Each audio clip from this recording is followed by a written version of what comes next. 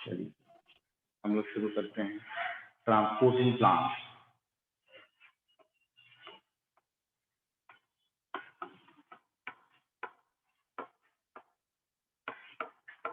Transporting plants.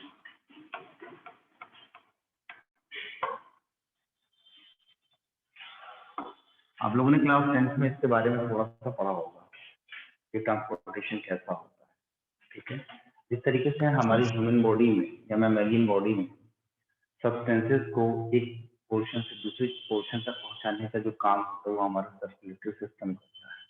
जितना well developed circulatory system हमारे अंदर है उतना ही जितना वेल डेवलप्ड सर्कुलेटरी सिस्टम क्या कह सकते हैं ट्रांसलोकेटिंग सिस्टम हमारे प्लांट बॉडी में उतना नहीं। लाइक हमारे पास हार्ट है, ब्लड वेसल्स है, तो हमारे प्लांट के पास हार्ट वगैरह तो है नहीं, वहां पर क्या है ब्लड वेसल्स भी नहीं, लेकिन क्या है वेस्कुलर टिश्यूज। ठीक है, तो जब भी हम कभी हायर प्लांट की बात करते हैं तो उनके वेस्कुलर टिश्यूज के रेफरेंस में बात करते हैं। और साथ ही साथ हम जब लोअर प्लांट की बात करते हैं, लाइक हम एल्गी की बात करेंगे, हम ब्रायोफाइट की बात करेंगे, हम टेरिडोफाइट की बात करेंगे, देन हम हायर में आएंगे और ज्यादा हायर में आएंगे, जिम्नोस्पर्म और एंजियोस्पर्म में हम आएंगे। तो हमने देखा कि हमारा एल्गी और हमारा ब्रायोफाइट ये कैसे बेटा एवेस्कुलर प्लांट थे, इनके अंदर कोई भी वेस्कुलर टिश्यू नहीं पाए जा रहे थे और इनकी जो साइज थी वो साइज बहुत ही छोटी थी। इनकी जो साइज थी बहुत ही छोटी, कुछ सेंटीमीटर वाले प्लांट्स ही थे और इनमें जो वेस्कुलर टिश्यूज था उनका पूरी तरीके से अभाव था, वहां पर वेस्कुलर टिश्यूज नहीं पाए जा रहे। ठीक है, लेकिन जैसे हम हायर प्लांट्स में आए और टेरिडोफाइट की जब हम बात करना शुरू कर दी, जब हमने टेरिडोफाइट की बात की तो टेरिडोफाइट में हमको वेस्कुलर टिश्यूज मिले, लेकिन उतने ज्यादा वेल डेवलप्ड वेस्कुलर टिश्यूज नहीं थे जैसा कि जिम्नोस्पर्म और एंजियोस्पर्म में था। ठीक है, फिर उसके बाद हमने जंप किया उससे अगले जो है हायर कैटेगरी में। टेरिडोफाइट के बाद हम आए थे कहाँ पर बेटा, हम आए थे जिम्नोस्पर्म में। तो जिम्नोस्पर्म के बाद हम किसमें आए थे बेटा, एंजियोस्पर्म में। तो अब ये तो हम बहुत हायर प्लांट की तरफ चलना शुरू कर दिए। तो यहाँ पर हमने जब देखा कि जो वेस्कुलर टिश्यूज थे वो बहुत ज्यादा वेल डेवलप्ड थे। ठीक है, वेल डेवलप्ड थे। ये ऋतिक कहाँ है? हाँ, घूम चुका है, लक्षण ठीक नहीं है।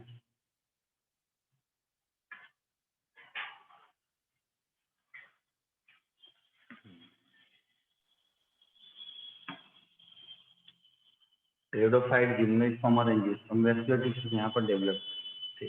अब देखिए जब हम टिश्यूज की बात करते हैं तो हम जानते हैं कि ये हमारा क्या है बेटा, ये हमारा रूट है, ये हमारा रूट है, अपर पार्ट हमारा क्या कहला रहा है बेटा, शूट कहला रहा है, और ये हमारा पूरा प्लांट बॉडी। तो कोई भी मिनरल हुआ और वाटर हुआ, इसका एब्जॉर्प्शन जो है यहाँ से होगा, वाटर और मिनरल का एब्जॉर्प्शन यहाँ से। ठीक है, मतलब ये इस डायरेक्शन में वाटर और मिनरल ऊपर की तरफ जाएंगे तो सब कवर हो जाएगा बारी बारी से अच्छे से। लेकिन आप देखते हो प्लांट के अपर साइड पर आपको लीफ पाई जाती है। प्लांट के अपर साइड पर ग्रीन पार्ट होता है और इस ग्रीन पार्ट में क्या होता है बेटा, फोटोसिंथेसिस होती है और इस फोटोसिंथेसिस से जो प्रोडक्ट बनता है वो क्या होता है बेटा, ग्लूकोज होता है।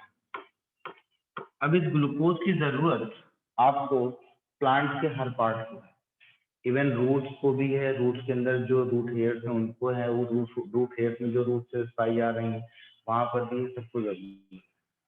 तो इसका मतलब ये जो फूड बना हमारा, या ये जो फूड है या इस फूड को हम बोलते हैं बेटा ऑर्गेनिक मटेरियल कहते हैं, ऑर्गेनिक पार्ट हमारा है।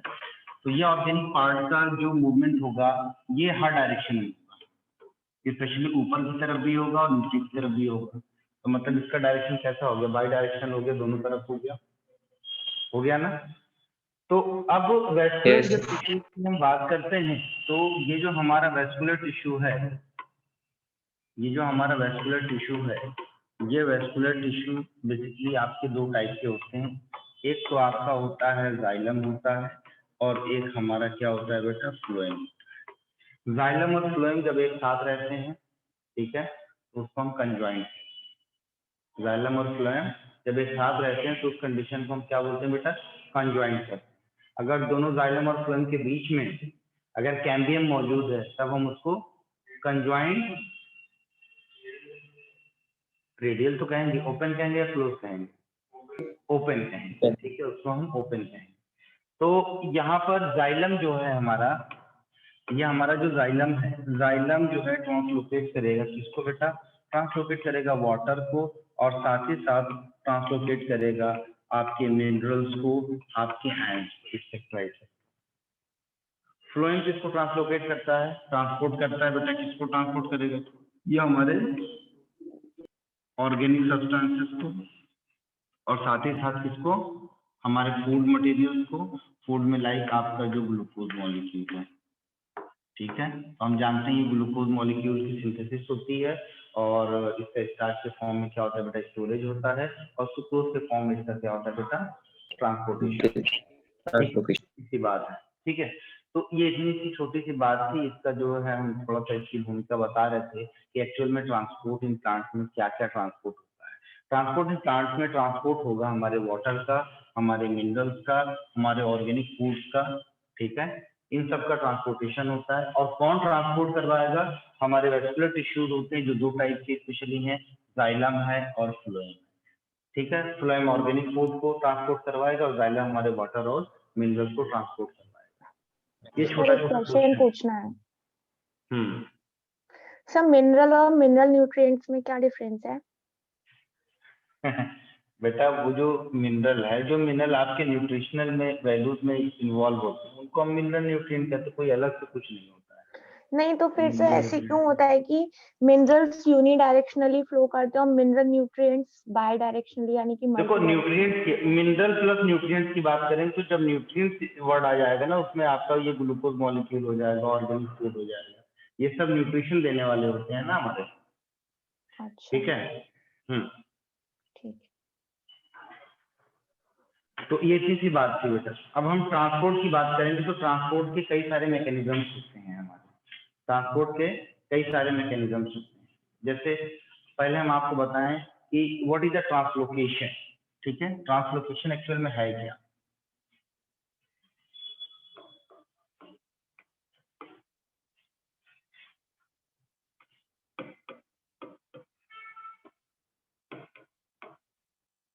अब जैसे हमारे यहाँ तो बड़ा वेल डेवलप ट्रांसलोकेटिंग सिस्टम है ना, हमारे टिश्यूज हर जगह बैठे हुए हैं, ब्लड हमारा जो पंप हुआ कहाँ से? हार्ट से पंप हुआ, और अपने अपने जो है कहाँ से सिस्टमिक रोटा से ब्लड निकला, और पूरी बॉडी में स्प्रेड करके पूरी बॉडी में फैल गया, और उसको जो न्यूट्रिशन मिल गया, ठीक है।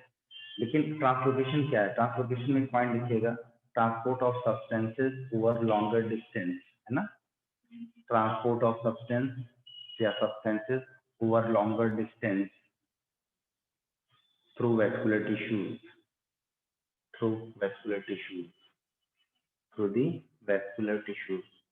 ये टॉपिक बहुत इंपॉर्टेंट है बेटा, यहाँ से क्वेश्चन जो होता है वो न्यूमेरिकल के फॉर्म में क्वेश्चन पूछता है, ठीक है, मैथमेटिकल न्यूमेरिकल के फॉर्म में क्वेश्चन पूछेगा, इसलिए जनरल मैथमेटिक्स थोड़ी सी आपको अपने अंदर अवेयर करनी पड़ेगी, ठीक है। तो क्या काम है? Transport of substance over longer distance through the vascular tissue, that is the xylem and fluid, ठीक है।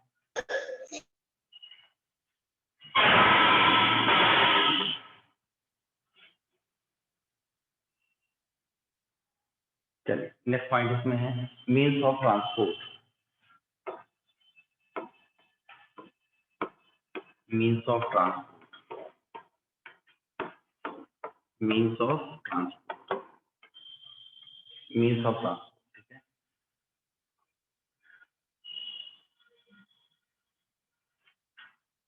तो मीन्स ऑफ ट्रांसपोर्ट में आप देखिए, जैसे किसी भी सब्सटेंस का सेल के अंदर और किसी भी सब्सटेंसेस का सेल के बाहर जो मूवमेंट होता है, ठीक है, ये किन किन मेथड के जरिए हो सकता है, उनको मीन्स ऑफ ट्रांसपोर्ट कहते हैं, ठीक है। जैसे आप कोचिंग आते हो, कोचिंग आप किसके जरिए आते हो? कोई पैदल चल करके आ रहा है, कोई साइकिल से आ रहा है, कोई पब्लिक ट्रांसपोर्ट से आ रहा है, कोई अपनी गाड़ी से आ रहा है, कोई अपनी कार से आ रहा है। तो ये मीन्स ऑफ ट्रांसपोर्ट तो आपके घर से कोचिंग का और कोचिंग से आपके घर का, ठीक है। तो जो जिस भी सब्सटेंसेस का ट्रांसपोर्टेशन हो रहा है, वो ट्रांसपोर्टेशन किस मेथड के जरिए हो रहा है, उसको मीन्स ऑफ ट्रांसपोर्ट कहते हैं। जैसे पैसिव ट्रांसपोर्ट आपने पढ़ा है, आप जानते हैं, और एक्टिव ट्रांसपोर्ट आप जानते हैं, ठीक है। पैसिव ट्रांसपोर्ट में आप जानते हैं डिफ्यूजन होता है, सिंपल डिफ्यूजन, और दूसरा क्या जानते हैं आपका फैसिलिटेटेड, ठीक है। उसके बाद आपका आता है एक्टिव ट्रांसपोर्ट। तो मीन्स ऑफ ट्रांसपोर्ट में क्या बताना है आपको, मीन्स ऑफ ट्रांसपोर्ट में passage of material into and out of the cell carried out by the number of method. तो जो मेथड हम यहाँ पर यूज करते हैं, जो हम यहाँ पर मेथड यूज करते हैं, method used to carry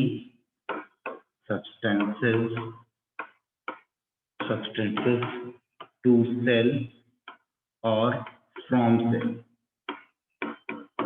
cell को या सेल से, ठीक है। That is called the means of transport.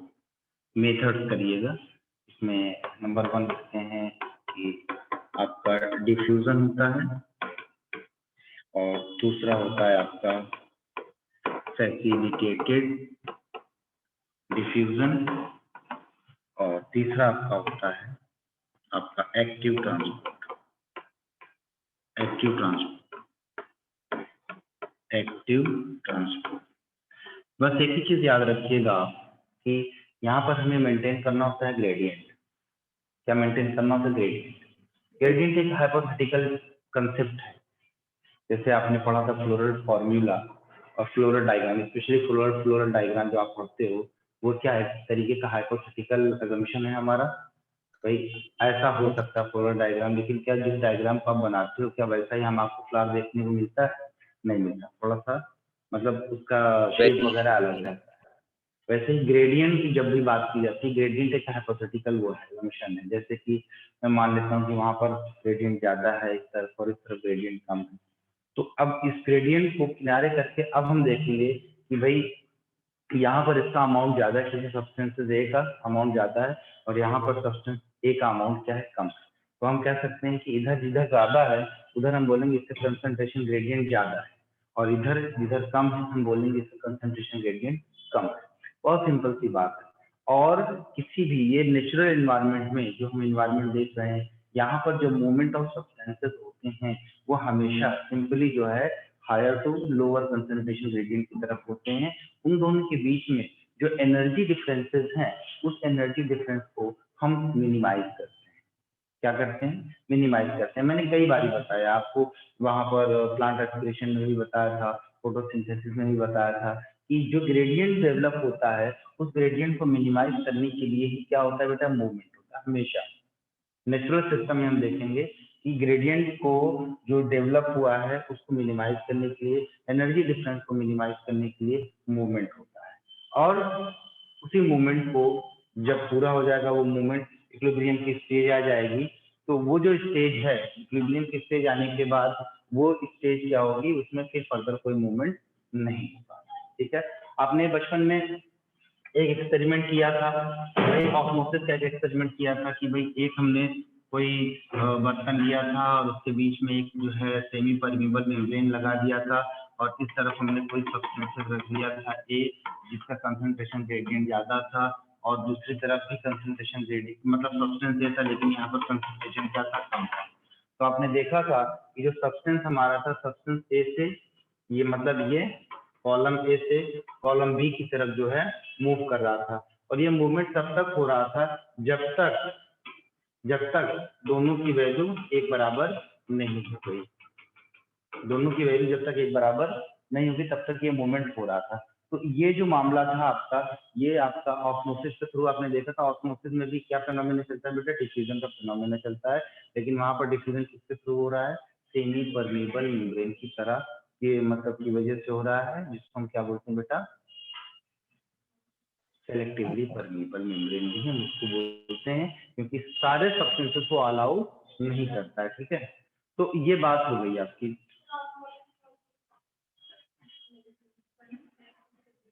Osmosis भी सिंपल सा फिनोमेना है, ये movement of the substances from the higher concentration to the lower concentration through the semi permeable membrane. मैंने और लगा through the semi permeable membrane.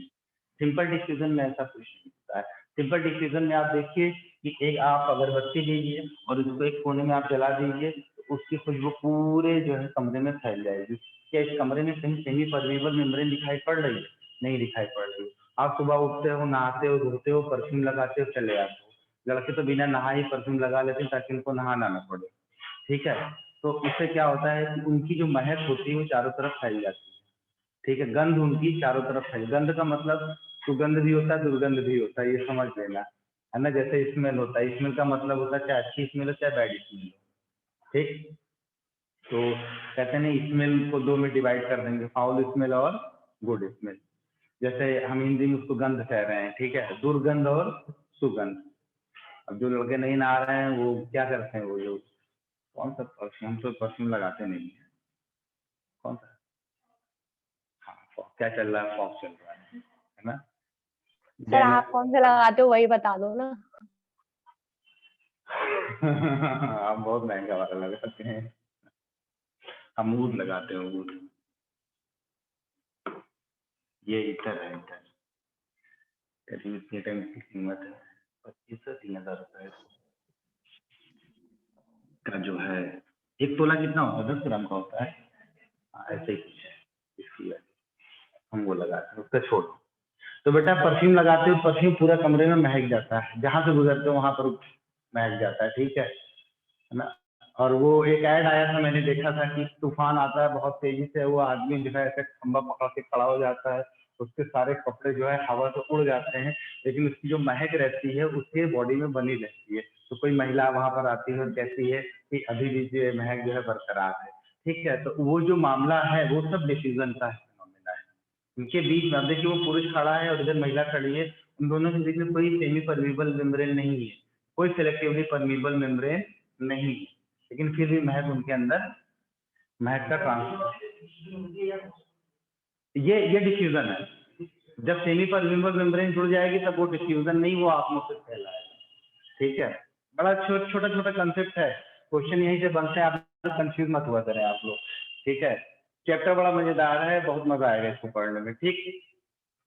तो अभी देखिए, अभी हम जो आपको पढ़ा रहे हैं, आपने यहाँ पर फीस दी है, फीस देने के बाद हम आपको पढ़ा रहे हैं, लेकिन क्लास खत्म होने के बाद जब आप उससे डाउट पूछते हैं रात को 11 बजे, 12 बजे, 2 बजे, 3 बजे, वो जो डाउट हम आपको बताते हैं, वो डाउट क्या होता है, वो आपका एक सिंपल डिफ्यूजन वाला प्रोसेस होता है, ठीक है। मुझे उसके पैसे नहीं मिले हैं, मतलब कोचिंग में आपने उनके पैसे नहीं दिए, कोचिंग में आपने कितना पैसा दिया, 8 घंटे का दिया, भाई टीचर आपको बताता रहेगा। अगर मैं यहाँ पर बता रहा हूँ या कोई और टीचर आपको डाउट बता रहा है, वो उसकी स्वेच्छा है, उसकी श्रद्धा है, ठीक है, कपूर मत लगा लेना, ठीक है।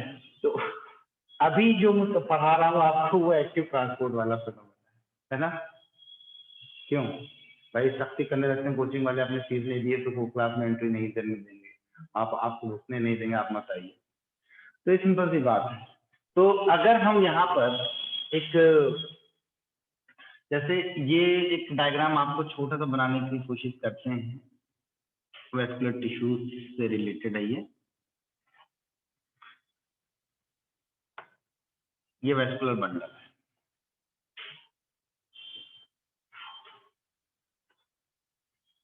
ठीक, ये वेस्कुलर बंडल है। ये अंदर की तरफ जो देख रहे हो बेटा, ये क्या है, आपका जाइलम है, ये जो है ये जाइलम है, और ये क्या है आपका फ्लोएम।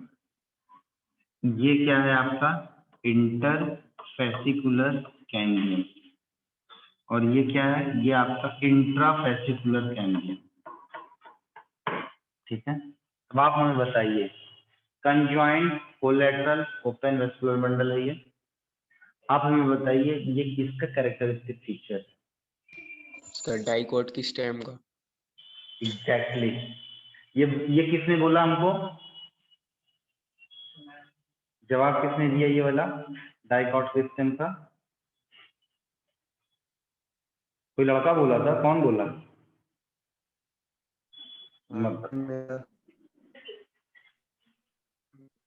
ठीक है बेटा, तो ये किसका जो है कैरेक्टर है, ये आपके डाइकोट के स्टेम का कैरेक्टर है, आप लोगों ने पढ़ा होगा, क्लास 11th में पढ़ा होगा, ये डाइकोट स्टेम का कैरेक्टर, ठीक है। तो इस जाइलम से वाटर और मिनरल्स जा रहे हैं, और इस फ्लोएम से ऑर्गेनिक फूड जा रहा है, ऑर्गेनिक सब्सटेंसेस का ट्रांसपोर्टेशन हो रहा है, ठीक है। सर आवाज नहीं आ रही। आवाज इसलिए नहीं आ रही, तुम्हारी आवाज हमको पहुंच रही है, बंद करो अपना माइक। ठीक है। देखो बेटा, अब हम थोड़ा सा एक फ्लो चार्ट आपको देते हैं, फ्लो चार्ट को आप लोग लिखिए। डिफ्यूजन एक्चुअल में ज्यादा कुछ है वह नहीं डिफ्यूजन में। तो ट्रांसपोर्टेशन में जब डिफ्यूजन, फ्लो चार्ट हम बात करेंगे, हम डिफ्यूजन की बात कर रहे हैं बेटा। डिफ्यूजन जो होता है without any semi permeable membrane, without involvement of semi permeable membrane आप कह सकते हैं। सिंपली जो है from higher concentration to lower concentration की तरफ क्या होता है बेटा, इसका मूवमेंट होता है। लोअर कंसंट्रेशन की तरफ इसका मूवमेंट होता है। ठीक है, ये आप समझिए। यहाँ पर कोई एनर्जी का एक्सपेंडिचर नहीं होता, इस पॉइंट को लिखते हुए चलिएगा। और लेकिन जो मूवमेंट होता है पैसिव डिफ्यूजन होता है और ये स्लो प्रोसेस होता है। ठीक है, यहाँ पर एनर्जी का कंजप्शन नहीं होगा और दूसरा ये जो प्रोसेस होता है ये स्लो होगा और ये प्रोसेस आपका पैसिव होगा। बड़ी सिंपल सी बात है। आप एक बीकर लीजिए, इस बीकर के अंदर आप पानी डालिए, पानी डाला आपने और इसके अंदर आपने ये चीनी के पार्टिकल्स आपने डाल दिए, चीनी के पार्टिकल्स डाल दिए और डालने के बाद इसको ऐसे छोड़ दिए। एक काम ये किया आपने। दूसरा काम क्या किया आपने? दूसरा काम आपने किया कि एक बीकर आपने और लिया और इसके अंदर आपका पानी है और अब इसके अंदर हमने जो चीनी के पार्टिकल्स डाले थे उसको डालने के बाद हमने थोड़ा सा इसको गर्म कर दिया। ठीक है, इसको हमने थोड़ा सा गर्म कर दिया। अब बताइए, ये कंडीशन ए बना दी, ये कंडीशन ने बी बना दी, तो आप बताइए किसके अंदर चीनी तेजी से घुल जाएगा? गर्म पानी। गर्म पानी में चीनी तेजी से घुल जाएगा और ठंडे पानी में चीनी देर में घुलेगा। और भी ज्यादा चिल्ड पानी अगर है जिसका टेम्परेचर 4 डिग्री सेल्सियस है, जिसका टेम्परेचर 0 डिग्री सेल्सियस है, तो वहां पर पानी वो चीनी घुलेगा लेकिन उसका जो घुलने का जो रेट है बहुत ज्यादा स्लो। तो मतलब हम ये कह रहे हैं कि अगर धीरे धीरे अगर हम टेम्परेचर बढ़ाते जाएंगे वैसे वैसे उसका डिफ्यूजन रेट भी बढ़ता जाएगा। इसका मतलब डिफ्यूजन का और टेम्परेचर का जो रिलेशन है वो ये है डायरेक्टली प्रोपोर्शनल।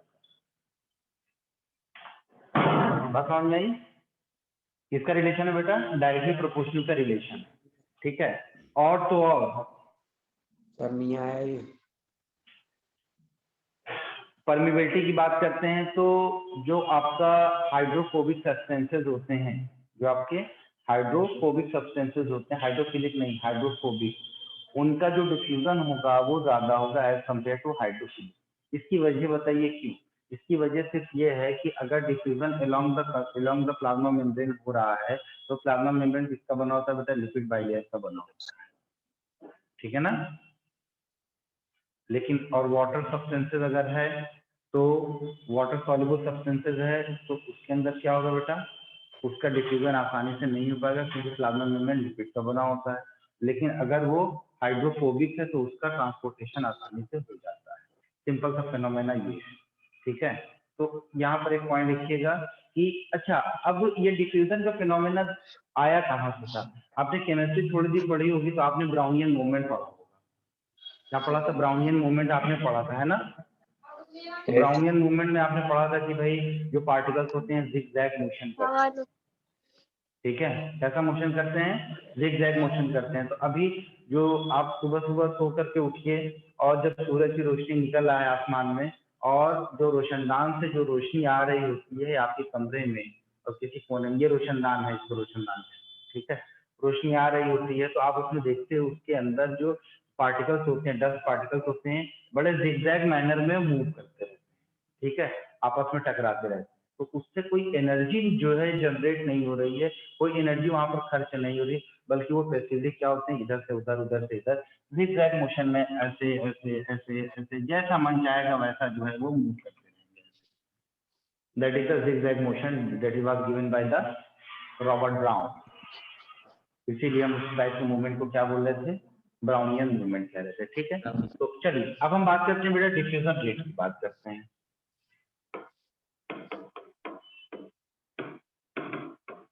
हम बात करते हैं किसकी, डिफ्यूजन रेट। तो ये जो डिफ्यूजन रेट है, साइज ऑफ पार्टिकल के बेसिस पर क्या कहा जाएगा, साइज ऑफ पार्टिकल के बेसिस पर। पार्टिकल का साइज अगर बड़ा है तो क्या होगा, छोटा है तो क्या होगा, किसका डिफ्यूजन तेजी से होगा। Small particle. स्मॉल पार्टिकल का डिफ्यूजन ज्यादा होगा और लार्ज वाले का कम होगा। ठीक है, ये स्लो प्रोसेस है, ये स्लो प्रोसेस है। अगर हमने बताया कि अगर इसके अंदर जो वाटर के मॉलिक्यूल मूव कर रहे हैं, इधर से उधर, उधर से इधर ऐसे मूव कर रहे हैं, ठीक है, ये तो इसका नेट मूवमेंट क्या होगा, 0 होगा। अब इस कमरे में तुम गोल गोल चक्कर लगाओ, इस कोने से उस कोने, उस कोने से इस कोने, खूब घूमते रहो, लेकिन आपका नेट मूवमेंट क्या होगा, 0, क्योंकि आप इसी कमरे में हो ना। ठीक है ना, बात तो समझो। तो Yes. यहाँ पर स्लो प्रोसेस होता है और इसके अंदर जो नेट मूवमेंट होता है बेटा 0 होता है। ठीक है, और अगला पॉइंट है कि टेम्परेचर की वजह से, टेम्परेचर हम कह सकते हैं, temperature is directly proportional to diffusion rate. Temperature का सर ये वाला नहीं, गड़बड़। यहाँ हम कह रहे हैं टेम्परेचर हम बढ़ा रहे हैं तो डिफ्यूजन बढ़ेगा, टेम्परेचर कम करेंगे तो डिफ्यूजन कम होगा। तो डायरेक्ट रिलेशन। इनवर्स रिलेशन में क्या होता है कि अगर हम किसी चीज को बढ़ा रहे हैं तो उसका रिलेटेड जो सब्सटेंसेस है उसका मूवमेंट या उसका जो एक्टिविटी होगा कम होगा, उसका रेट कम होगा। ठीक है ना, इस बात को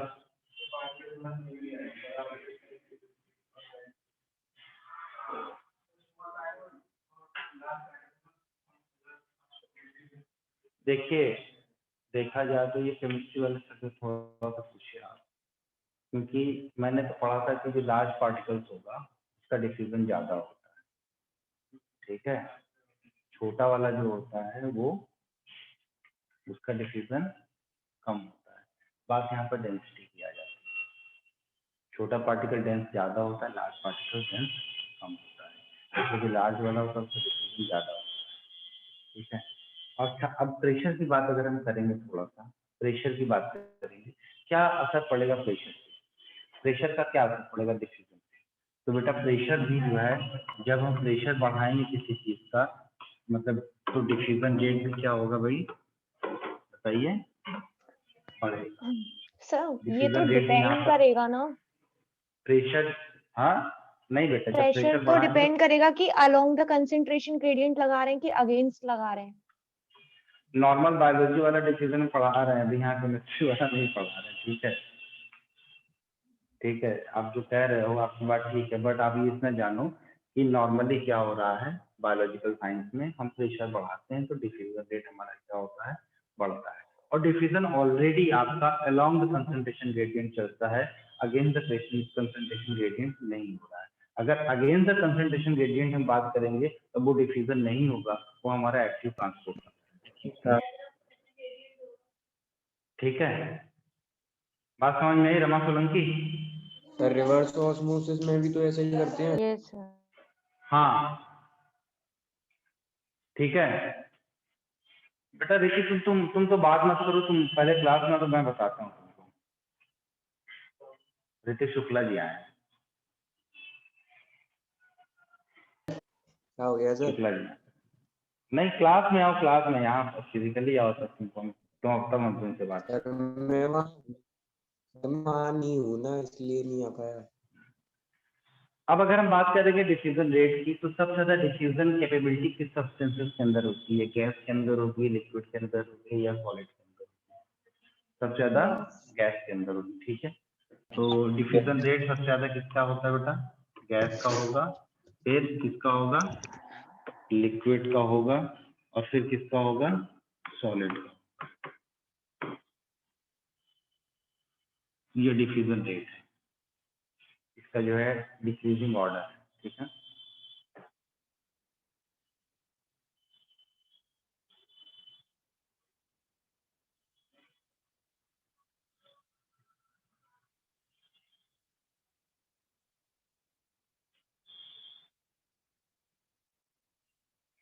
यहाँ पर दो कंडीशन आप बता सकते हो कि pressure is directly proportional to the diffusion rate, ठीक है। ये बात आप कब कर सकते हो, जैसे ये लोग पूछ रहे थे तो मैं उसको बता ही दूं कि pressure is inversely proportional to 1 upon diffusion होता है, या pressure is directly proportional to the diffusion होता है। दो चीजें होती हैं। अगर हम सब्सटेंस का प्रेशर बढ़ाते हैं तब तो डायरेक्टली रिलेशन होगा, और अगर हम मीडियम का प्रेशर बढ़ाते हैं तब वो इन्वर्सली है, ठीक है।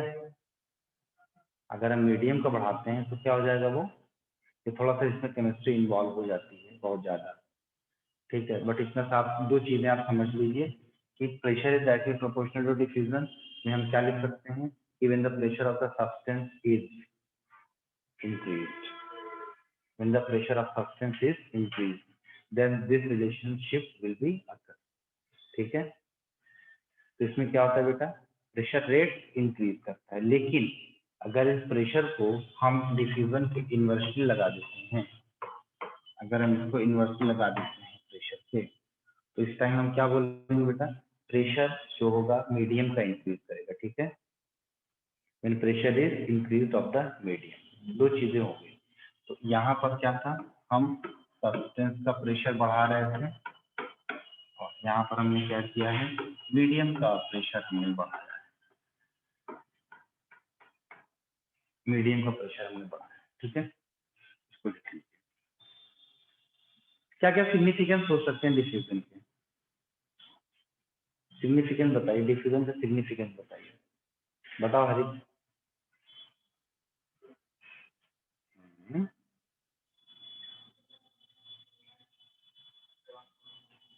न्यूट्रिएंट का ट्रांसपोर्ट डिफ्यूजन के थ्रू नहीं होता है जनरली।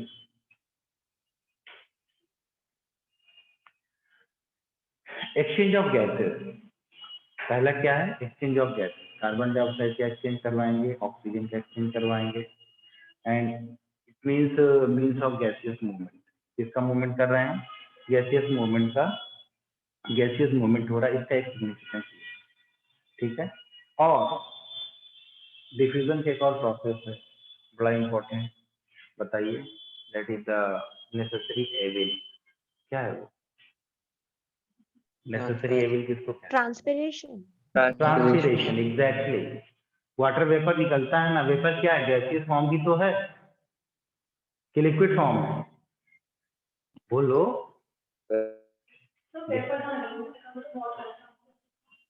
अच्छा, मतलब पानी का फव्वारा निकलता है ना, फाउंटेन निकलता है। अरे बेटा, जो इवेपोरेट हो रहा है वो क्या है, किस फॉर्म में है, किस फॉर्म में है, वेपर क्या है, गैस है, लिक्विड है, सॉलिड है, क्या है, खत्म हो गई बात। तो ट्रांसपिरेशन भी जो हो रहा है वो भी आप देखोगे डिफ्यूजन के थ्रू हो रहा है। कंसंट्रेशन कहाँ पर वो बत्ती के अंदर जाता है, बीज के अंदर जाता है, बाहर कम, इसलिए बाहर से अंदर की तरफ होता है। पूरा का पूरा आधी से ज्यादा फिजियोलॉजी आपने खाली कंसंट्रेशन ग्रेडियंट के अलॉन्ग आपने सुनी, चाहे वो ब्लड सर्कुलेशन वाली बात हो, चाहे रेस्पिरेटरी सिस्टम की बात हो, चाहे फोटोसिंथेसिस की बात हो, चाहे आपने प्लांट रेस्पिरेशन में जो है आपने प्रोटॉन ग्रेडियंट डेवलप करवा करके आपने एटीपी बनाना है, हर जगह कंसंट्रेशन ग्रेडियंट आपने डेवलप किया और अलॉन्ग चला है, ठीक है ना। अभी फैसिलिटेटेड डिफ्यूजन अभी हम बताएंगे, वहां पर भी आपका नॉर्मली जो है चैनल प्रोटीन के थ्रू एंट्री होती है, जिसमें पोरिन और एक्वापोरिन का इस्तेमाल किया जाता है, but there will be no expenditure of energy, वहां पर एनर्जी इस्तेमाल नहीं होती। 8 टाइप की जो है एक्वापोरिन प्रोटीन होती है ना, नाम नहीं लिखा है एनसीईआरटी में, इससे हमें उसको याद भी नहीं करना है। और पोरिन नाम की प्रोटीन होती है, एक्वापोरिन नाम की प्रोटीन होती है। ये सब कहाँ पर पाए जाते हैं, ये सब आपके प्लाज्मा मेम्ब्रेन पर पाए जाते हैं, जो कि आपके सब्सटेंसेस को पकड़ करके इनसाइड द सेल एंट्री करवाते हैं। मूवमेंट भी अलग अलग टाइप के अभी हम बताएंगे, यूनिपोड बताएंगे, सिम्पोड बताएंगे, एंटीपोड बताएंगे, ठीक। चलिए,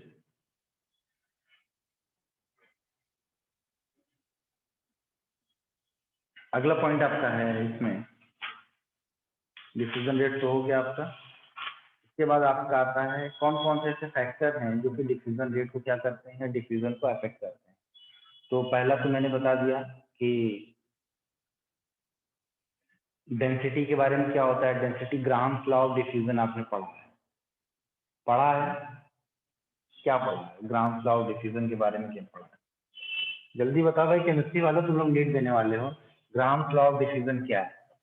रेट ऑफ डिफ्यूजन। मैं यहाँ इसका डेरिवेशन नहीं कर पा रहा हूँ। क्या?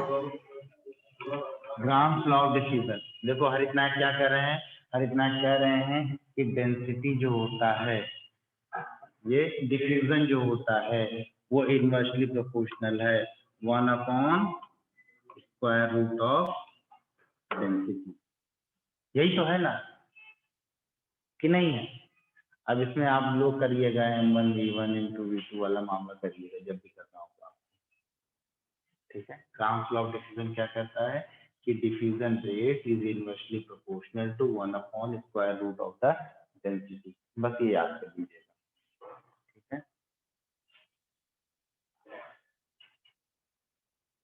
अब देखिए जहां पर डिफ्यूजन प्रेशर ग्रेडियंट, क्या है ये प्रेशर ग्रेडियंट का मतलब समझते हैं क्या होता है?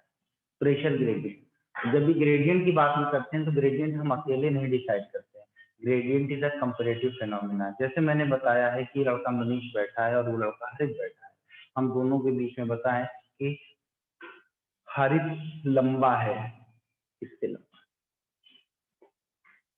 किससे लंबा है? मनीष से लंबा है। मनीष मोटा है, किससे मोटा है? किसी दूसरे बंदा जो बैठा है उसके बीच में हम कंपेयर करके बता रहे हैं। तो यहाँ पर जो ग्रेडियंट की बात जब भी हम करते हैं तो वो हम एक कंपेरेटिव करते हैं, किसी एक पोर्शन पर ग्रेडियंट ज्यादा होगा, किसी दूसरे पोर्शन पर ग्रेडियंट क्या होगा बेटा, कम होगा। अब जैसे यहाँ पर मैंने बताया diffusion pressure gradient DPG, diffusion pressure gradient क्या होता है? It is directly proportional to the differences between the, इसके बीच में डिफ्यूजन प्रेशर, डिफ्यूजन प्रेशर के बीच में जो डिफरेंस है, इधर प्रेशर डिफरेंस, इधर प्रेशर इतना है, इधर प्रेशर इतना है, ठीक है। मान लेते हैं इधर ज्यादा इधर कम है, तो जितना ज्यादा प्रेशर डिफरेंस होगा, जितना ज्यादा प्रेशर डिफरेंस होगा उतना ज्यादा डिफ्यूजन होगा।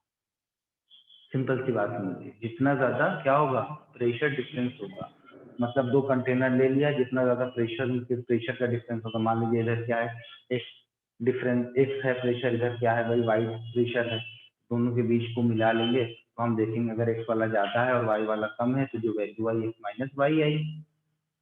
सिंपल सी बात हम बता देंगे, अगर प्रेशर ज्यादा है तो डिफ्यूजन ज्यादा होगा, प्रेशर कम है तो डिफ्यूजन कम होगा, ठीक है। एक आदमी के पास पैसे नहीं है, दूसरे आदमी के पास पैसे बहुत, मेरे पास 50,000 रुपये जेब में पड़ा हुआ है, एक जरूरतमंद आदमी है उसके पास जो 5 रुपया भी नहीं है और उसको पता चल गया है कि मेरे पास 50,000 है, ठीक है, लेकिन उसके पास ताकत ज्यादा है, मेरे पास ताकत कम है, तो क्या करेगा? मार के छीन लेगा हमसे, हाँ मार के छीन लेगा। और अगर उसको ये पता चल गया कि नहीं मैं भी फकीर आदमी हूँ, सामने वाला भी फकीर आदमी है, उसके पास भी पैसा नहीं है, वो बुलाएगा, बैठेगा, अपनी कहानी सुनाएगा, बीड़ी जलाएगा, हमको भी पिलाएगा, खुद भी पिएगा, तो वहां पर प्रेशर डिफरेंस क्या था? नेग्लिजिबल था, ना के बराबर तक खत्म था, कोई डिफ्यूजन हुआ? कोई डिफ्यूजन नहीं हुआ।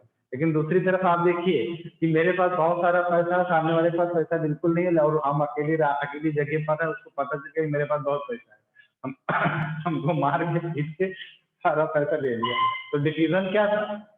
बढ़ गया, क्योंकि डिफरेंस ज्यादा था। किसका डिफरेंस ज्यादा था? प्रेशर का डिफरेंस ज्यादा था।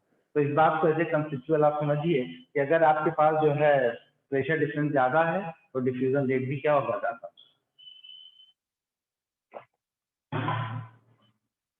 ठीक है, यस एक्वापोरिन के बारे में बता दिया, 8 टाइप के एक्वापोरिन होते हैं हमारे। अगला पॉइंट आप देखिए, फैसिलिटेटेड डिफ्यूजन की जब भी हम बात करते हैं तो हमारा फैसिलिटेटेड डिफ्यूजन किसके थ्रू हो रहा है बेटा? चैनल प्रोटीन के थ्रू हो रहा है, ठीक है। फैसिलिटेटेड डिफ्यूजन जो हो रहा है,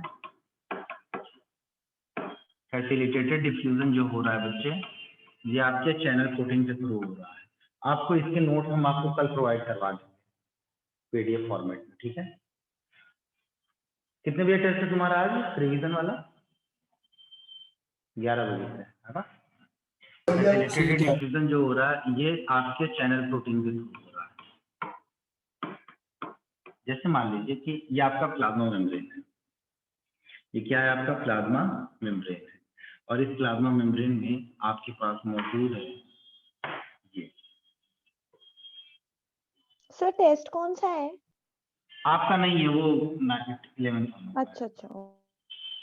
बट आपका टेस्ट होना है फ्राइडे। हाँ सर वो तो और पता है फ्राइडे को। हाँ, और आप सबको आना कहाँ पर है, ये सेंटर पे आकर के टेस्ट देना है, ठीक है। रमा, ऋतिक, हरीश और सिद्धांत, ठीक है। यस आज क्लास खत्म होने के बाद बात करें। फैसिलिटेटेड डिफ्यूजन में क्या हो रहा है भाई, कोई सब्सटेंस आया यहाँ पर लगा और ये इसको यहाँ पर भेज दिया इनसाइड, ठीक है। तो ये आपका क्या है, सिंपल सा है, इसमें कोई एक्सपेंडिचर ऑफ एनर्जी नहीं हो रही। डिफ्यूजन है लेकिन किसी प्रोटीन की मदद से हो रहा है, और वो प्रोटीन क्या है आपका चैनल प्रोटीन है। वो पोरिन हो सकता है, आपका एक्वापोरिन हो सकता है, ठीक। इसको बहुत आसानी से ऐसे समझा जा सकता है कि एक मकान कंस्ट्रक्टेड है, ठीक है, अंडर कंस्ट्रक्शन मकान है, खाली पिलर खड़े हुए हैं, दीवारें नहीं बनी है, दरवाजे नहीं लगे, ठीक है। तो कोई भी जाता है बैठता है उसको कसीनो बना लेते हैं लोग वहाँ पे। ऐसे अंडर कंस्ट्रक्शन मकान को लोग क्या बना लेते हैं, कसीनो बनाते हैं कि नहीं बनाते। गाँव वगैरह में देख लो, रोज शाम को वहाँ पर रौनक आ जाती है, दिन में वहाँ पर जो है कब्रिस्तान बना रहता है। जो बच्चे गाँव से बिलोंग कर रहे हैं उनको पता होगा, वीरान मकान की जो है रौनक रात में आती है, बैठ जाएंगे पत्थर फेंकने वहाँ पे। ठीक है।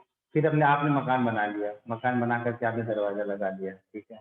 अब अगर कोई बंदा अगर आने की कोशिश करेगा आपके पास तो दरवाजा नॉक करेगा, फिर अंदर आएगा, पूछेगा कि भाई नेहा जी मम्मी पापा हैं, बोले हाँ है, मुझे उनसे काम था, ठीक है अंकल आप आ जाइए। अंकल को कुछ ज्यादा मेहनत करनी पड़ी क्या, नहीं करनी पड़ी ना। ये दरवाजा क्या था आपका चैनल प्रोटीन था, अंकल आए दरवाजे से अंदर आए, पापा के साथ बैठे बातें शातें की और फिर वहां से चले गए, ठीक। जैसे हरित बैठा हुआ है, जब ये घर जाता है तो इसका आने का मन नहीं करता, तो उससे घर वाले लात मार के भगाते हैं, जाके पढ़ाई कर, एमबीबीएस निकालना है कि नहीं निकालना है। फिर ये हरित कहेगा अरे क्लास में तो कोई आता नहीं है, सब ऑनलाइन क्लास लेते हैं, मैं भी ऑनलाइन ले लूंगा। तब मसूद सर वहां पर कहते हैं अबे तुझे अकेली सीट चाहिए एमबीबीएस की, बारात लेकर के जाएगा एमबीबीएस की सीट लेने। एक जुमला खाली कहा है तो उस बंदे ने क्या कहा, सर ठीक है आ रहा हूं। तो इसको कहते हैं सेल्फ मोटिवेशन। हमारा काम ही यही है कि अगर आपका दिमाग थोड़ा बहुत भटके तो अब हम उसको सही डायरेक्शन में लाने की कोशिश करें। जितने बैठे हो वहां पर, जितने मोबाइल के अंदर, तुम सब आपस में कंपटीटर हो, डायरेक्टली नहीं इनडायरेक्टली आप सब एक दूसरे का गला काट रहे हो और पैर काट रहे हो, इसलिए ताकि वो पीछे हो जाए और आप आगे हो जाओ। उस दिन बड़ा अफसोस होगा, उस दिन बड़ा अफसोस होगा कि जिस रास्ते से हम दोनों दोस्त जाते हैं एक साथ एक थाली में खाना खाते हैं और उनमें से एक का सिलेक्शन होगा और दूसरे का सिलेक्शन 2 नंबर से रुक जाएगा, उस वक्त आपका वही दोस्त जिसके साथ आप खाना खाते थे वो आपका सबसे बड़ा दुश्मन बन जाएगा। आप जाहिर नहीं करोगे, अंदर ही अंदर आपकी चिंता जो है आपको खाई जाएगी। तो ऐसी नौबत मत आने देना, अपने सिलेक्शन की गारंटी तुम ले लो मेरा होगा कि नहीं, समझे भाई। तो फैसिलिटेटेड डिफ्यूजन था आपका, अंकल वाला एग्जांपल था, ठीक है। एक पॉइंट और लिखिएगा इसमें,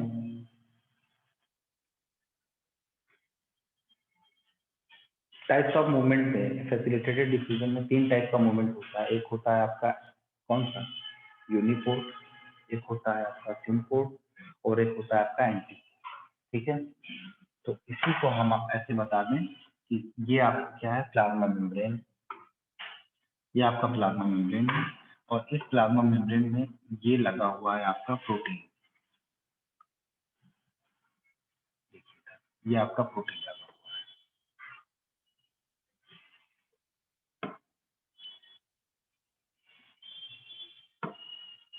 ये आपका प्रोटीन लगा हुआ है, ठीक है। अगर मूवमेंट ऑफ सब्सटेंसेस एक डायरेक्शन में हो रहा है ये, तो ये कैसा होगा बेटा, ये है आपका यूनि। दो सब्सटेंसेस का मूवमेंट एक ही डायरेक्शन में अगर होगा तो सिंपोर्ट, है ना। ये क्या होगा आपका सिंपोर्ट।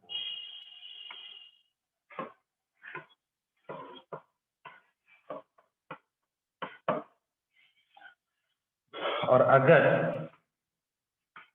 एक ही प्रोटीन चैनल से दो सब्सटेंसेस का मूवमेंट एक दूसरे के अगेंस्ट हो रहा है तो वो आपका एंटी। देखिए एक एरो अंदर है, दूसरा एरो बाहर जा रहा है, तो ये आपका होता है anti pole. Is it clear? इसको लेकर बना सकते, बहुत सिंपली हमने बता दिया।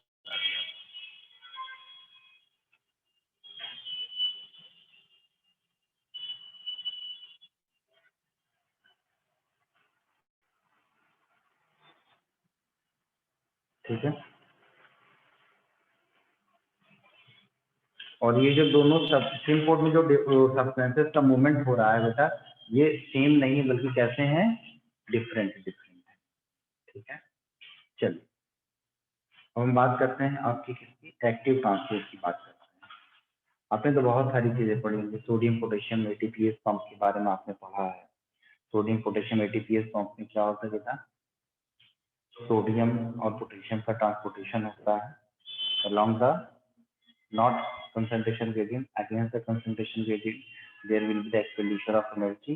आपने इनर इम्पल्स कंडक्शन पढ़ा, आपने और चीजें पढ़ी जैसे मसल कॉन्ट्रैक्शन भी आपने पढ़ा था, तो वहां पर भी आपने देखा था जो कैल्शियम का ट्रांसपोर्टेशन होता है वहां पर भी एटीपी का क्या होता है, इस्तेमाल होता है, ठीक है।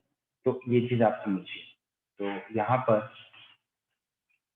यहाँ पर ये जो दिख रहा है फैसिलिटेटेड डिफ्यूजन है, ये जो दिख रहा है पूरा पूरा प्लाज्मा मेम्ब्रेन है ये आपका, और ये क्या है बेटा आपका चैनल प्रोटीन है। ये क्या है आपका चैनल प्रोटीन है, इसको हम क्या बोलते हैं, सीपी कहते हैं, ठीक है। ये आपका चैनल प्रोटीन। तो ये पॉइंट आपके क्लियर हो गए हैं, ठीक है। अब हम बात करते हैं बेटा किसकी, आप एनसीईआरटी की बुक खोलिएगा, पेज नंबर 178 को ओपन करिएगा। है एनसीईआरटी आपके पास? Yes, पेज नंबर 178 को खोलिएगा, ठीक है। पेज नंबर 178 पे आप देखिए एक कॉलम बना हुआ है, बॉक्स बना हुआ है, column number 11.1 comparison of different transport mechanism, ठीक है। तो इसमें पहली प्रॉपर्टी क्या लिखी हुई है मैं आपको दिखा देता हूँ।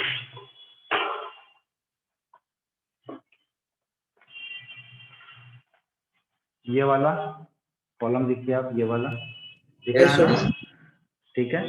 तो इसमें लिखा हुआ है सबसे पहला आपका कि प्रॉपर्टीज में required special membrane protein simple diffusion में होती है, नहीं, कोई प्रोटीन चैनल की रिक्वायरमेंट नहीं होती। दूसरा फैसिलिटेटेड ट्रांसपोर्ट में होता है, यस होता है। एक्टिव ट्रांसपोर्ट में होता है, यस होता है। हाई सेलेक्टिव होता है, सिंपल डिफ्यूजन में कोई सिलेक्टिविटी की बात नहीं होती है, लेकिन फैसिलिटेटेड डिफ्यूजन में सेलेक्टिव होता है, ठीक है।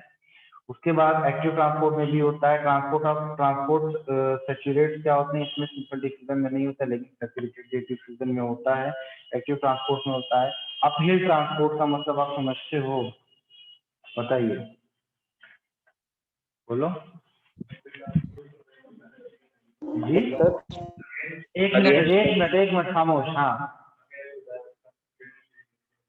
अगेंस्ट द कंसंट्रेशन ग्रेडियंट होता है अपहिल ट्रांसपोर्ट, ठीक है, गुड। उसके बाद रिक्वायर्ड एटीपी एनर्जी सिर्फ एक्टिव ट्रांसपोर्ट में होता है, सिंपल और फैसिलिटेटेड में नहीं होता। ये बात आपको बहुत अच्छे से याद रखनी है, बिल्कुल भूलना नहीं, ठीक है। नया पचौरी यहाँ पे हो बेटा तुम, ऋतिक शुक्ला, अंकुश, सिद्धांत, रमा, शेफाली, गौरव, उज्जवल, मेघा कश्यप, नया पचौरी आई थी, उसका नेटवर्क हो गया खराब, ठीक है। चलिए बेटा एक्टिव ट्रांसपोर्ट की बात हमारी एनसीईआरटी कहती क्या है, हमारी एनसीईआरटी कह रही है कि active transport uses energy to transport and form the molecules against the concentration gradient Active transport is carried out by specific membrane protein. Hence, different proteins in the membrane play a major role in both active as well as passive transport. Pumps are proteins that uses energy to carry substances across the cell membrane. These pumps can transport substances from a low concentration to a high concentration. That is the uphill transport. ठीक है?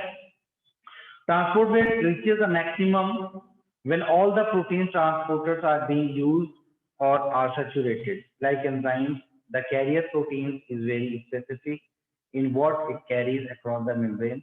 These proteins are sensitive to inhibitors that react with protein side chain.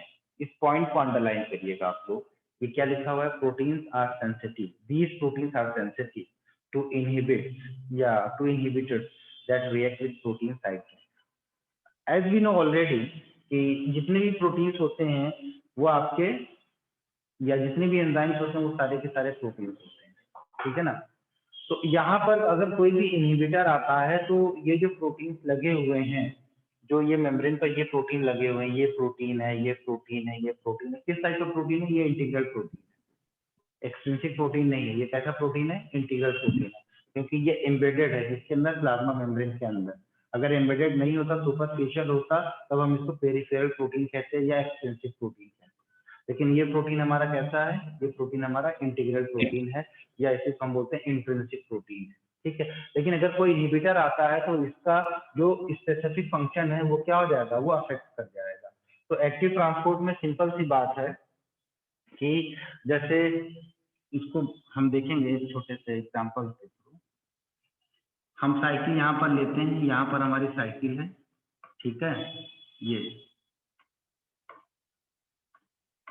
ये हमारी cycle है, सही बन गई ना. ये हमारी साइकिल है, इसको ढलान से छोड़ दिया, ठीक है.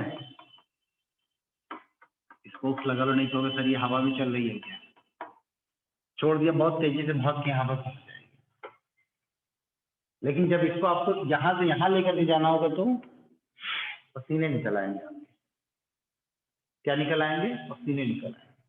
तो इसी को थोड़ा सा बताया गया कि ये यहाँ से अगेंस्ट दी ग्रेविटी हम जा रहे हैं ऊपर की तरफ,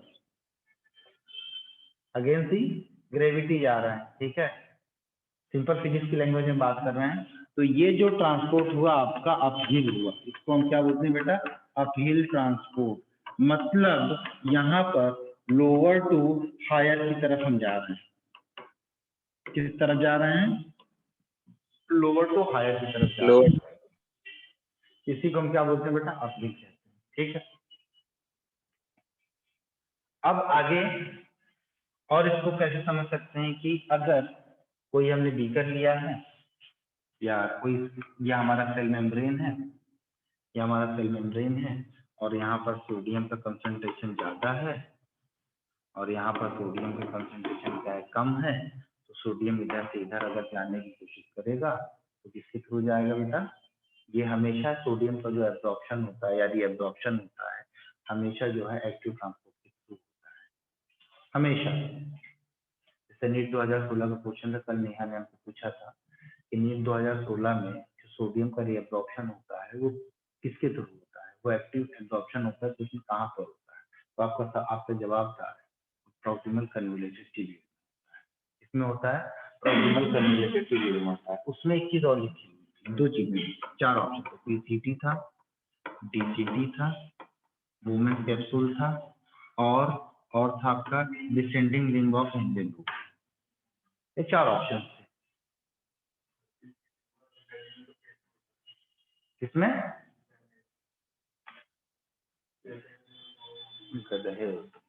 डिसेंडिंग लिंब ऑफ हिंडेनबर्ग जो होता है वो वाटर के लिए परमेबल होता है, इलेक्ट्रोलाइट के लिए परमेबल नहीं होता. वहां पर एक्टिव पैसिव का मतलब ही नहीं है. असेंडिंग लिंब जो है वो इलेक्ट्रोलाइट के लिए परमेबल होता है, डिसेंडिंग वाला नहीं होता. तो यहाँ पर इसका कोई मतलब ही नहीं होता. वोमेन कैप्सूल में कोई रीअब्जॉर्प्शन नहीं होता. अब बच्चा ये पीसीटी और डीसीटी दोनों में सोडियम का रीअब्जॉर्प्शन होता है. लेकिन जो सवाल पूछा गया वो नॉर्मल कंडीशन में पूछा गया है, ना कि एडवर्स कंडीशन में पूछा गया है.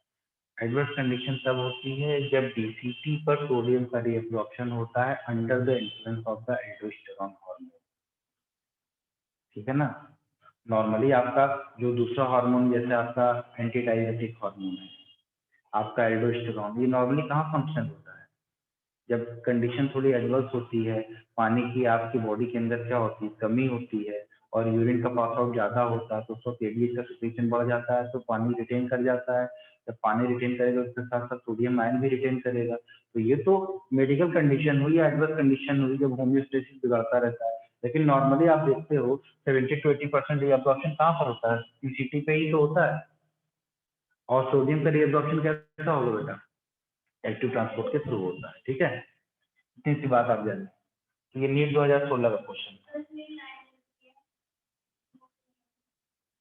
क्या कहाँ पे है?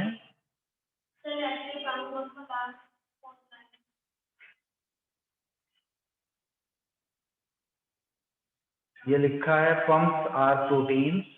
जो पंप होते हैं वो प्रोटीन होते हैं, जैसे सोडियम पंप हो गया, पोटेशियम पंप हो गया, सोडियम पोटेशियम एटीपी पंप हो गया। तो ये जो पंप होते हैं वो एक्चुअल में क्या होते हैं? प्रोटीन ही होते हैं। वो प्रोटीन जो हमारा इंटीग्रल प्रोटीन होता है उसी को हम पंप कर सकते हैं आपको कहा।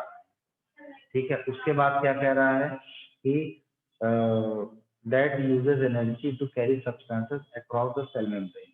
यही बात है। These pumps can transport substances from the low concentration to high concentration. Transport rate reaches the maximum. Transport rate reaches the maximum when all the protein transporters are being used or are saturated. मतलब आप समझिए, इसको ऐसे समझिए, एक dam, एक क्या है? डैम। यहाँ पर अभी एक्टिव प्रेशर मत लगाना, यहाँ पर मैं पंप को बता रहा हूँ। इसमें 20 द्वार है। एक द्वार जब खुलेगा तो पानी कुछ आएगा, 2 खोल देंगे तो पानी का अमाउंट बढ़ जाएगा, 3 खोल देंगे तो पानी का अमाउंट और बढ़ जाएगा, 4 खोल देंगे तो 5 और अमाउंट बढ़ जाएगा। इसलिए ये जो आपको दरवाजे दिख रहे हैं ये है आपका क्या? Protein pump. ठीक है, या पंप प्रोटीन। तो अगर सारे पंप प्रोटीन अगर हम इस्तेमाल करना शुरू कर देंगे या सब इस्तेमाल होंगे तो ट्रांसपोर्टेशन रेट क्या हो जाएगा? बढ़ जाएगा, फास्ट हो जाएगा, और एक टाइम आने के बाद क्या हो जाएगा? सैचुरेट हो जाएगा। अब ट्रांसपोर्टेशन क्यों होता है? इक्विलिब्रियम में लाने के लिए, ये बात कही जा रही है। ठीक है, तो अब एक्टिव ट्रांसपोर्ट तो आपको इसमें और कुछ बताना है? एक्टिव ट्रांसपोर्ट में कुछ नहीं बताना इसमें। अब हम बात करते हैं बेटा किसकी? ऑस्मोसिस की बात कर लेते हैं थोड़ा। ठीक है, आप एक्टिव ट्रांसपोर्ट में चार इंपॉर्टेंट, क्या कह रहे हो रितेश? कह रहा हूँ डाइजेशन वाले चैप्टर में सर पॉइंट्स पर लिखा हुआ है सोडियम का जो होता है वो एक्टिव भी होता है, डिफ्यूजन भी होता है, वो फैसिलिटेटेड भी होता है। उसमें पढ़ा है ना आपने, इसमें एक्सक्रीटरी सिस्टम में, डाइजेशन में। हाँ डाइजेशन में। ठीक है, तो उसमें हम चर्चा कर लेंगे फिर। तो बेटा यहाँ पर एक्टिव ट्रांसपोर्ट में आपको 3-4 पॉइंट्स आपको याद करने होंगे। पहला, active transport against the concentration gradient. ऐसा होता है, अगेंस्ट द कंसंट्रेशन ग्रेडियंट होता है active transport, against the concentration gradient. पहला पॉइंट। दूसरा पॉइंट आपको क्या याद करना है? There is no use of energy.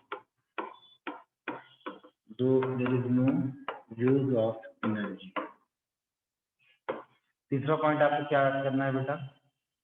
यहाँ पर जो मॉलिक्यूलर प्रोटीन्स होंगी इसकी, या जो मेम्ब्रेन प्रोटीन होगी इंटीग्रल वाली, वो पंप प्रोटीन की तरह काम करेगी।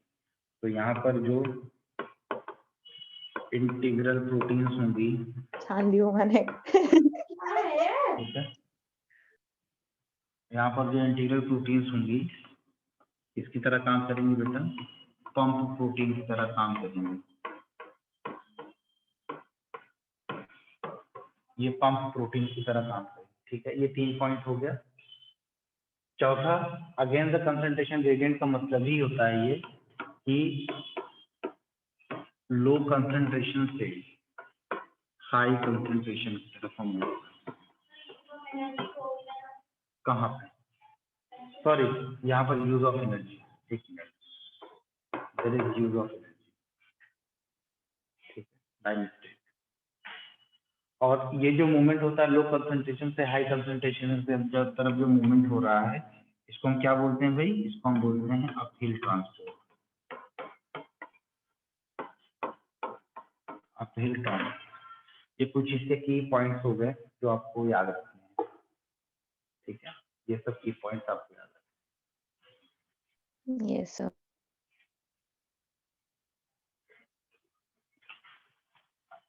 हम लोग वाटर पोटेंशियल और imbibition and how transport, way movement, water movement of a plant, कल हम लोग यहाँ तक पढ़ेंगे। ट्रांसपिरेशन से पहले तक का पॉइंट है जो आपकी एनसीईआरटी बुक है, पेज नंबर 179 से लेकर के 187 तक, ये बातें हम लोग कल तक पढ़ेंगे। अभी थोड़ा सा हम लोग ऑफ मोशन पे चर्चा कर लेते हैं 5 मिनट। एनसीईआरटी कितनी लाइनें आप पढ़ करके आए? कम से कम 5 से 7 बार, ठीक है। देखो इधर ऑस्मोसिस की बात करते हैं।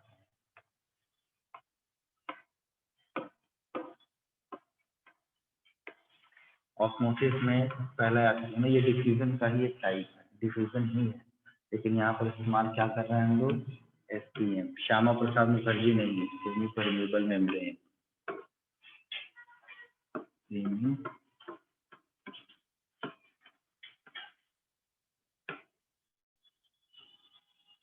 परमेबल मेम्ब्रेन का यहाँ पर सबसे ज्यादा रोल होता है, एक्टिव रोल होता है, ठीक है।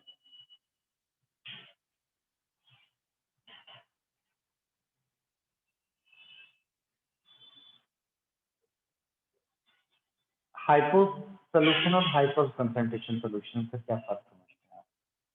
हाइपो एंड हाइपर, सॉल्यूट और सॉल्वेंट के रेफरेंस में अगर हम बात करेंगे, देखिएगा ध्यान से, सॉल्यूट एक होता है और एक होता है सॉल्वेंट, है ना। एक सॉल्यूट होगा और क्या होगा बेटा? एक सॉल्वेंट। सॉल्यूट का मतलब क्या होता है? जो लेस क्वांटिटी में हो।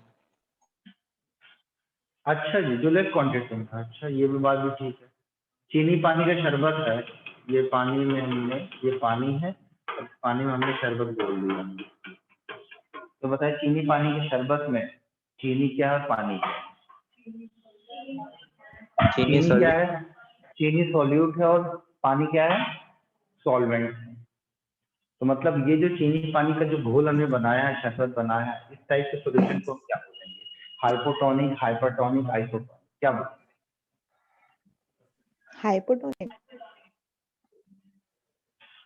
देखो टोनिसिटी जो हम डिसाइड करते हैं वो सॉलिड के कंसंट्रेशन के ऊपर वो होता है, डिपेंड होता है ऊपर सॉल्यूट पे। यहाँ पर मान लीजिए कि ये जो सॉल्यूशन आपको दिख रहा है, ये क्या है आपका? हाइपोटोनिक हुआ ना, ये क्या हुआ? हाइपोटोनिक हुआ।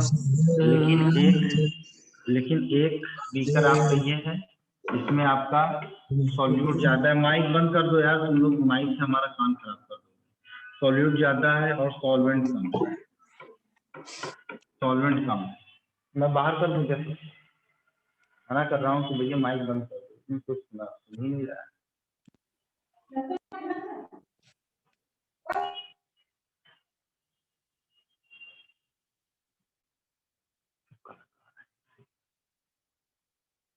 देखो, जब सॉल्यूट ज्यादा है और सॉल्वेंट कम है, तब ये जो सॉल्यूशन बनेगा वो कैसा होगा?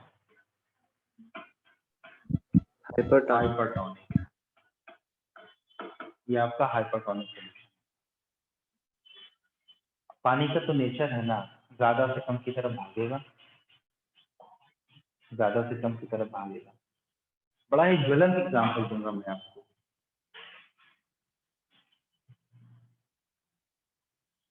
दो एग्जाम्पल दूंगा, एक एग्जाम्पल दूंगा, आप सर बोलोगे सर बॉटनी पढ़ा रहे हैं तो उसको जूलॉजी से कैसे जोड़ते हैं? अरे यार यही तो जोड़ना होता है। एक हम जोड़ेंगे कॉन्स्टिपेशन, दूसरा जोड़ेंगे हम डायबिटीज मेलिटस, बताइए ये दोनों एग्जांपल याद आए कि नहीं आए? यस नहीं याद आए? बोलो। आ गए सर, आ गए। मेलिटस का एक पेशेंट जो है इसको पॉलीयूरिया की शिकायत होती है, बार बार पेशाब करने जाता है। आखिर क्यों? आखिर क्यों? इसलिए कि इसके ब्लड में शुगर का लेवल ज्यादा है। शुगर का लेवल ज्यादा है तो वो उसका ब्लड हाइपरटोनिक हो रहा है। जब हाइपरटोनिक हो रहा है तो इंटरस्टिशियल फ्लूइड में उसके आसपास, जैसे मान लीजिए ये क्या है, ये ब्लड है, इसके अंदर ब्लड ग्लूकोज लेवल जो है वो बहुत ज्यादा है। इसका जो सोल्यूशन है वो हाइपरटोनिक हो रहा है, तो हाइपरटोनिक होने की वजह से इसके आसपास का जो पानी है वो इसके अंदर आने की कोशिश करेगा कि नहीं करेगा? तेजी से। इंटरस्टिशियल फ्लूइड से पानी अंदर आएगा तो यहाँ पर सोल्यूशन अब कैसा हो गया? हाइपोटोनिक हो गया, वाटर का लेवल बढ़ गया, हाइपरटेंशन हो गया, ब्लड प्रेशर बढ़ गया, जीएफआर रेट बढ़ गया, ग्लोमेरुलर फिल्ट्रेशन रेट बढ़ गया। जब जीएफआर रेट बढ़ जाएगा तो यूरिनेशन भी बढ़ जाएगा, तो पेशेंट किस में जाएगा बेटा? पॉलीयूरिया में जाएगा। अब बताओ ये ब्लड वेसल्स जो दिख रही है, इसका जो सेल है वो मतलब उसके ऊपर सेल मेम्ब्रेन होगा कि नहीं होगा? तो हमारा जो प्लाज्मा मेम्ब्रेन है वो सेमी परमेबल मेम्ब्रेन की तरह काम किया कि नहीं किया? नेचुरल सेमी परमेबल मेम्ब्रेन क्या है? हमारा प्लाज्मा मेम्ब्रेन है। एक एग्जांपल यहाँ पर समझ में आ गया आपको अच्छे से, फ्रीक्वेंट यूरिनेशन वाली बात। दूसरा, कॉन्स्टिपेशन वाली बात कैसे समझेंगे? लग्जेटिव सिरप दिया जाता है, उसके अंदर मैग्नीशियम वगैरह होता है, एल्युमिनियम होता है, ये सारी चीजें होती हैं। और आप जानते हैं जो डाइवेलेंट आयन होता है वो डिफ्यूज नहीं होता है जनरली, वो रिटेन करेगा आपके इंटेस्टाइन में। जब वो रिटेन करेगा, जब ढेर सारा वहां पर आयन हो जाएगा, मेटल आयन, तो सोल्यूशन कैसा हो जाएगा? हाइपरटोनिक हो जाएगा। आसपास के पानी को क्या करेगा? अपनी तरफ खींचना शुरू कर देगा। जब पानी ज्यादा आ जाएगा तो जो कॉन्स्टिपेशन है वो क्या हो जाएगा? दूर हो जाएगा और पेशेंट को इजीली स्टूल डिस्चार्ज हो जाएगा। इसीलिए जब आप देखिए क्रीमाफिन वगैरह नाम की जो सिरप वगैरह आती है तो उसमें देखिए वहां पर यही सब मेटल आयन वहां पर होगा, मैग्नीशियम होगा, एल्यूमिनियम होगा, ये सारी चीजें होती हैं। ये क्या होता है? जब हम पियेंगे तो इंटेस्टाइन के अंदर जाएगा, तो जनरली एब्जॉर्ब नहीं होता है, ठीक है, डाइवेलेंट आयन। नॉर्मल जो मोनोवेलेंट आयन होते हैं वही हमारे यहाँ बहुत इजीली एब्जॉर्ब हो जाते हैं। फिर क्या होगा? वही पानी रिटेन करेगा। मतलब कुल मिला के कंक्लूजन ये निकला, कुल मिला के कंक्लूजन ये निकला कि अगर सोल्यूशन हाइपरटोनिक है, सोल्यूशन अगर हाइपरटोनिक है और बाहर वाला क्या होगा इसके कंपेयर में? हाइपोटोनिक होगा, तो मूवमेंट ऑफ सब्सटेंसेस या movement of water from hypotonic to hypertonic होगा। ठीक है, इधर होगा बेटा हाइपोटोनिक टू हाइपरटोनिक की तरफ इसका मूवमेंट होगा। ठीक है, इसको सिंप्लीफाई हमें कैसे कर सकते हैं? अगर हमने लिखा इधर हाइपो और इधर लिखा हमने हाइपर, तो मूवमेंट ऑफ किसका होगा बेटा? किसका मूवमेंट हो रहा है? वाटर। आसान है कि टफ? चैप्टर आसान है कि टफ? चैप्टर में कुछ आसान नहीं, है। बहुत आसान, एटलीस्ट तुम्हारे नर्वस सिस्टम से तो आसान। Yes sir. सर नर्वस नहीं, एक्सक्रीशन बोलो, सबसे ज्यादा दिमाग तो वही खाता है। एक्सप्रेशन तो आसान है यार, तुम लोग कैसी बातें करते हो? किडनी बनाओ, नेफ्रॉन बनाओ, ग्लोमेरुलर, वो सब आसान है मेरे ना? हर बार उसी के ही क्वेश्चंस गलत होते हैं सबसे ज्यादा। अच्छा चलो ठीक है, फिर गलत होती तो बहुत बढ़िया बात है, उसको सही करने का मौका मिल रहा है ना तुम्हें। जितनी यस गलतियां सर। करनी है यही कर लो। क्या भाई शुक्ला क्या कह रहा है? सर शुक्ला का बर्थडे आज। हाँ क्या इसीलिए गया क्या भाई? वैसी अरे है? इसका बर्थडे है आज शुक्ला का, अरे झूठ बताया बोल नहीं। चलो बेटा सब लोग हैप्पी बर्थडे विश करो शुक्ला को। झूठ नहीं बोल। Happy birthday Hrithik and Shukla, जो दो आदमी है ना, ऋतिक और शुक्ला वाला गलत है। बेटा कल आओ, पैसे लेकर के आना, क्योंकि यहाँ पर कल आबादी बढ़ने वाली है। मैं आऊंगा ही नहीं। क्या है? पैसा पैसा नहीं तो आता? अरे हरी तो उधार ले लेना, उधार लेना हरी। अरे वो नहीं सर, ज्यादा उधारी हो गई है। अच्छा तो कुछ हम दे देंगे तुमको, हाँ, हमारे पास पैसे की कमी है। पहले लौटा के मिलेंगे सर। ठीक है, क्लास आज की हद हो गई, ओवर हो गई क्लास। ठीक है, आज की क्लास में कुछ बचा नहीं है। हाँ